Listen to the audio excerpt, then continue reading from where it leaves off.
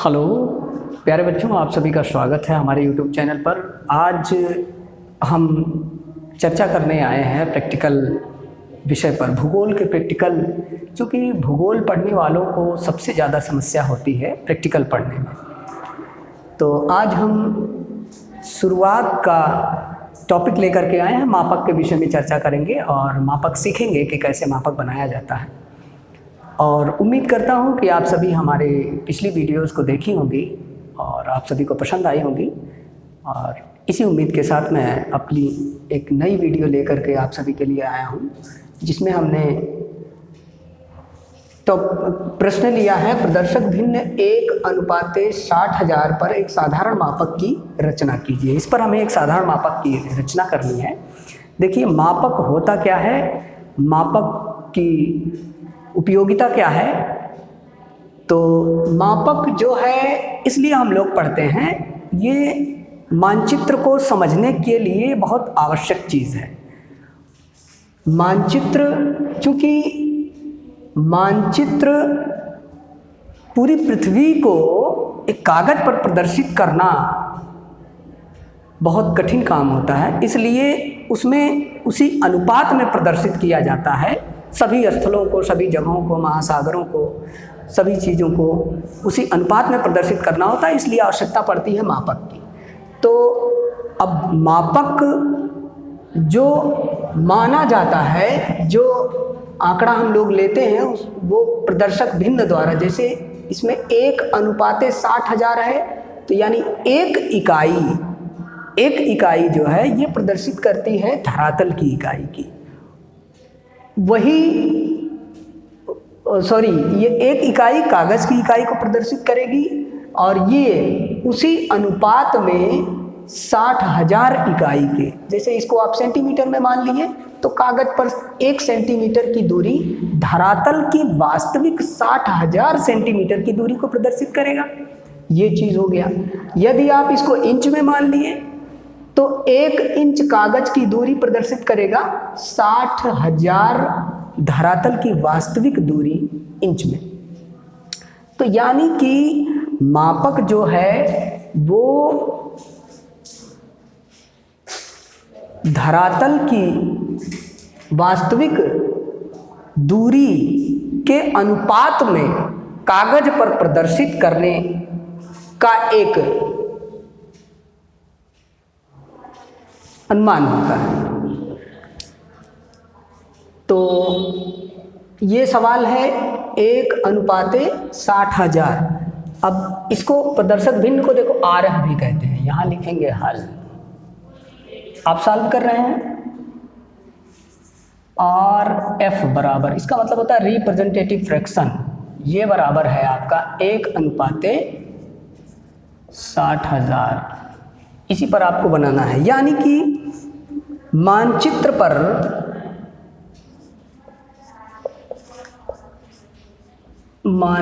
पर एक सेमी बराबर, मानचित्र पर 1 सेंटीमीटर प्रदर्शित करता है।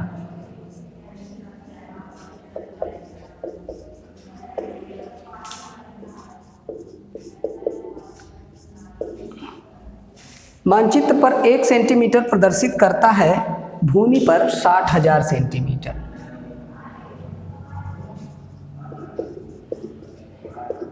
भूमि पर 60,000 सेंटीमीटर की दूरी।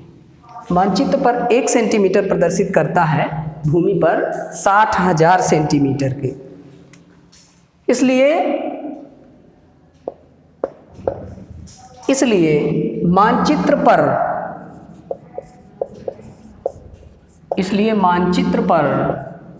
10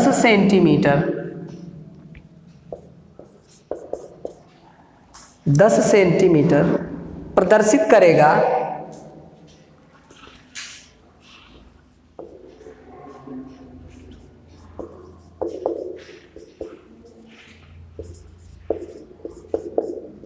करता है इसलिए मानचित्र पर 10 सेंटीमीटर प्रदर्शित करता है बराबर ये हो जाएगा 60,000 गुणे 10। 60,000 गुणे 10 इतना सेंटीमीटर में हो गया। अब इसको हम किलोमीटर में बदलने के लिए अथवा इसको हम चूँकि सेंटीमीटर में बहुत ज़्यादा दूरी हो जाएगी इसलिए हम इसको किलोमीटर में कन्वर्ट कर लेते हैं। अथवा 60,000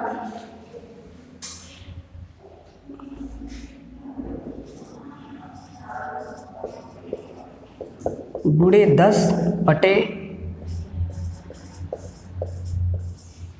1 लाख।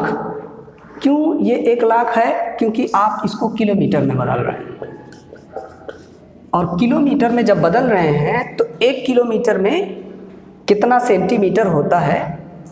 1 लाख सेंटीमीटर होता है। इसीलिए हम इसको 1 लाख से भाग दे रहे हैं। पैमाना आप सभी को याद होना चाहिए। पैमाना अगर याद रहेगा तो इसमें बहुत आसानी होगी, ये चीज़ें और ज़्यादा आसानी से समझ में आएंगी। तो इसमें हम देखेंगे एक 0 यहाँ से कटा, एक यहाँ से कटा, फिर 1 2 3 4, 1 2 3 4, यानी ये दूरी कितनी मिली आपको? 6 किलोमीटर। यानी कागज पर आप 10 सेंटीमीटर की लाइन कोई खींचेंगे या 10 सेंटीमीटर पर मापक बनाने का प्रयास करेंगे तो ये 6 किलोमीटर की दूरी को मेज़र करेगा। अब हम लोग डायग्राम बनाने चलते हैं। इसको हम मिटा लेंगे, उसके बाद इससे डायग्राम अपना बनाएंगे। मापक हमारा अब बनेगा 10 सेंटीमीटर की हमको दूरी मिल गई है। अब वो 10 सेंटीमीटर लिखने वाले कागज पर इतना हमने लिख लिया। अब हमको मापक बनाना है सादे कागज पर। तो हम जैसा कि दूरी हमको मिल गई है मापक बनाने के लिए, आरएफ आपका इस पर भी लिखा जाएगा, सादे वाले कागज पर भी लिखा जाएगा 1:60,000। ये दोनों पन्नों पर लिखा होगा, सवाल में भी लिखा होगा, फिर जब सॉल्व करने लगेंगे तब लिखेंगे आरएफ। और उसके बाद सवाल लगाने के बाद जब आंसर आ जाएगा आपका कि कितनी दूरी आपको मिली है मापक बनाने के लिए सादे वाले पेज पर, तब वहाँ भी सबसे पहले आप आरएफ ऊपर लिख देंगे। उसके बाद अब जैसा कि आप पता है आपको 10 सेंटीमीटर की दूरी मिली है, तो 10 सेंटीमीटर की एक लाइन हम खींच लेते हैं। 10 सेंटीमीटर की एक लाइन खींच लिए। अब इस पर हमको 6 किलोमीटर प्रदर्शित करना है। चूँकि 6 किलोमीटर प्रदर्शित कर रहा है मानचित्र में, अभी आपने लगाया भी कि कागज पर 10 सेंटीमीटर की दूरी प्रदर्शित कर रही है बराबर धरातल की वास्तविक 6 किलोमीटर की दूरी के। तो 6 किलोमीटर का आपको मापक पढ़ना है, तो हमने 10 सेंटीमीटर की एक सीधी लाइन खींच ली। अब इस लाइन को 6 बराबर भाग में बांटने के लिए हमें क्या करना होगा? सबसे पहले इस पर एक न्यून कोण बनाएंगे। न्यून कोण 30 अंश इस तरफ से हो गया और 30 अंश का कोण इस पर बना लेंगे इस तरफ से। इस तरह से हम लगभग 30 अंश का कोण इस पर बना लिए और 30 अंश का कोण इस तरफ भी बना लिए। फिर 6 पार्ट में बांटना है, तो कोई एक निश्चित दूरी प्रकार में भरेंगे, कोई एक निश्चित दूरी हम प्रकार में भर लेंगे और इसे प्रकार की नोक यहाँ पर रख करके पहला चाप लगा लिए। फिर इसे प्रकार की नोक रखेंगे, दूसरा चाप, फिर इसी पर तीसरा चाप। दूरी घटनी बढ़नी नहीं चाहिए, विशेष ध्यान रहे, दूरी घटनी बढ़नी नहीं चाहिए। 1 2 3 4 5 और 6 चाप इस तरीके से लगा लिए। वही दूरी घटनी बढ़नी नहीं चाहिए। यहाँ भी 1 2 3 4 5 और 6 बराबर भागों में हमने इसको डिवाइड कर लिया। अब इनको मिलाएंगे, इसको यहाँ से मिला देंगे, फिर अगले को यहाँ से मिला देंगे, फिर इसको यहाँ से मिला देंगे, इसको यहाँ से मिला देंगे, इस लाइन को यहाँ से मिला देंगे, इस लाइन को यहाँ से मिला देंगे और इसे यहाँ से मिला देंगे। इस तरीके से मिलाएंगे। अब देखिए हम बराबर इस 10 सेंटीमीटर की रेखा को बराबर कितने पार्टों में बांट लिए, 1 2 3 4 5 और 6 पार्ट में ये बट गई। अब इन पर हम बिंदु लगा लेंगे, टिक लगा लेंगे इन सभी जगहों पर। 6 भाग में बट गया यानी 5 बिंदु होंगे, 1 2 3 4 5 बिंदु होंगे।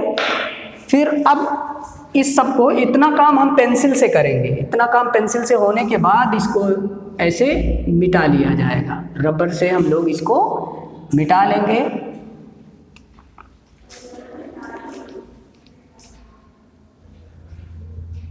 यानी हमें इसको 6 भाग में बराबर भाग में बांटनी थी, तो हमने इसको 6 भाग में बराबर बांट लिया है। और अब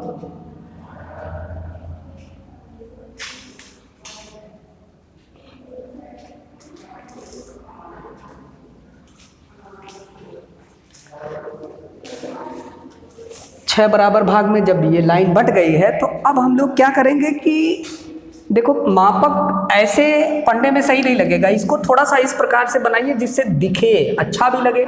तो हम लोग क्या करेंगे, आधा सेंटीमीटर की एक लाइन ऊपर लेते हैं और आधा सेंटीमीटर की एक लाइन यहाँ भी ऊपर लेते हैं, इस तरीके से आधा सेंटीमीटर, और इनको पटरी से सीधे मिला लेते हैं।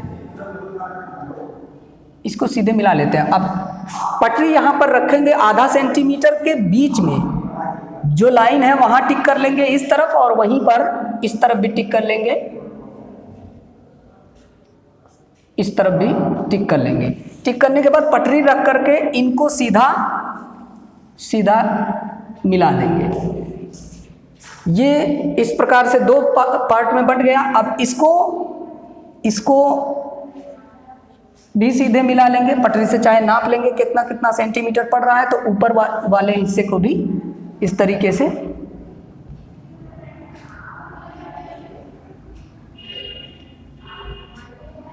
इस प्रकार से बट गया। अब इसमें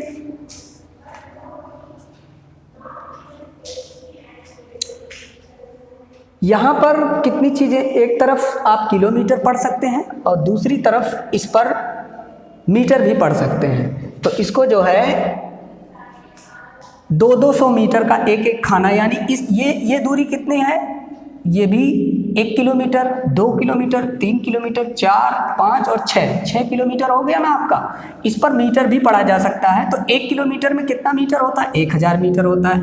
1000 मीटर को आप चाहे 500 के 2 पार्ट में बांट लीजिए, चाहे 100 या 200 मीटर का 200 मीटर के 5 पार्ट में बांटेंगे, तो इस पर भी फिर वही प्रक्रिया करनी पड़ेगी।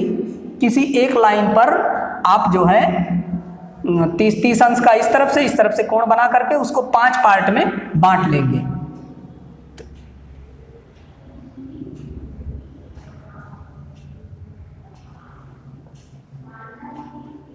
पांच बराबर पार्ट में बंट गया। अब आपका मापक अच्छा लगना चाहिए, इसके लिए हम लोग क्या करेंगे कि एक एक खाने को पूरा ब्लैक कर देंगे, पूरी सावधानी से एक एक खाने को फिल कर देंगे, जिससे ये जो है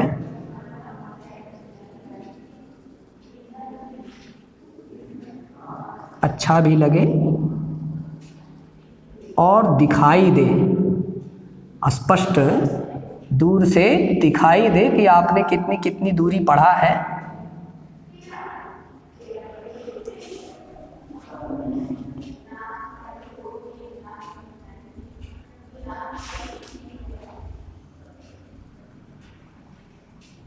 पूरी सावधानी से इनको हम लोग भर लेंगे।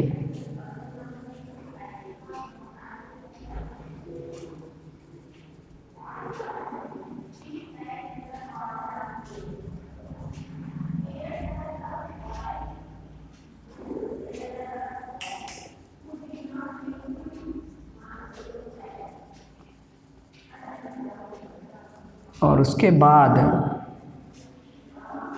फिर इनकी दूरी को हम लोग लिख देंगे।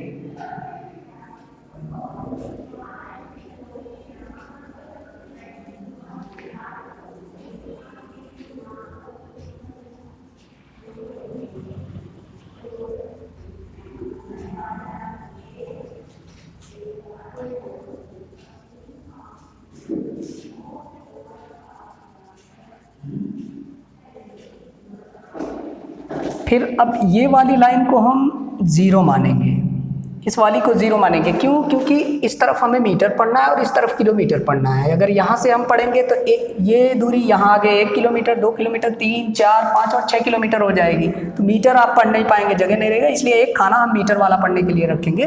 तो यहाँ पर हो गया ये 200 मीटर, 5 पार्ट में बांटे, ये पूरा 1000 मीटर है तो 5 पार्ट में बांटे हैं, तो दो खाना मिला करके ये हो गया 400 मीटर, और ये हो गया 400 मीटर, ये हो गया 800 मीटर, और ये वाली दूरी, इतनी दूरी आपकी हो जाएगी 1000 मीटर। यहाँ पर लिखेंगे मीटर, और इस तरफ लिखेंगे 1, 2, 3, 4 और 5। ये दूरी कौन सी है? ये है आपकी किलोमीटर। तो ये आपका मापक बन गया, ये साधारण मापक था। इससे उम्मीद करता हूँ कि समझ में आ गया होगा। इससे संबंधित अगर कोई भी प्रश्न है, कुछ ना समझ में आया हो तो कमेंट बॉक्स में ज़रूर रिप्लाई दीजिएगा। हम आपके प्रश्न का जवाब देने की कोशिश करेंगे, फिर से समझा देंगे।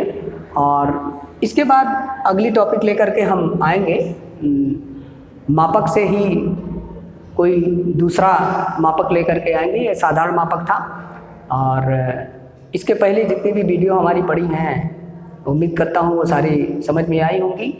और आगे भी आप इसी प्रकार से हमारे चैनल के साथ बने रहिए। धन्यवाद।